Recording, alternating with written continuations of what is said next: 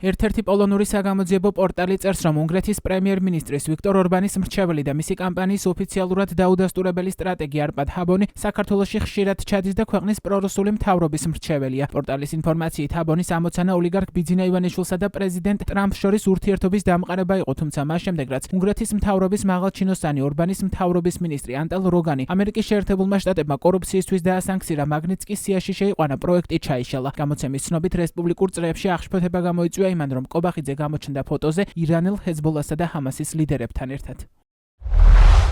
გასაკვირი არ არის, რომ პრეზიდენტმა ტრამპმა კობახიძე ინაუგურაციაზე არ მიიწვია, ამის ნაცვლად მან მიიწვია სალომე ზურაბიშვილი. ეს არის ერთგვარი წარუმატებლობა პრემიერ-მინისტრ ორბანის პირადი მრჩევლის არპად ჰაბონის, რომლის ამოცანა იყო საქართველოს ახალი პრემიერისა და ტრამპის ხელმძღვანელობას შორის ურთიერთობების დალაგება.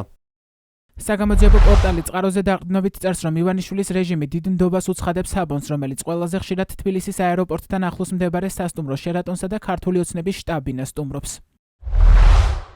ისინი იმედოვნებენ, რომ ეს მათ არა მხოლოდ ამერიკის შეერთებული შტატების მომავალ პრეზიდენტთან კარგი ურთიერთობების დამყარებაში დაეხმარება, არამედ ოცნების ლიდერისთვის დაწესებული სანქციებისგან თავის დაღწევაშიც. ქართული ოცნებისა და ორბანის გეგმა იყო შეხვედრის მოწყობა პარტიის ლიდერს მილიარდერ ბიძინა ივანიშვილსა და დონალდ ტრამპს შორის, თუმცა ეს გეგმა ჩაიშალა.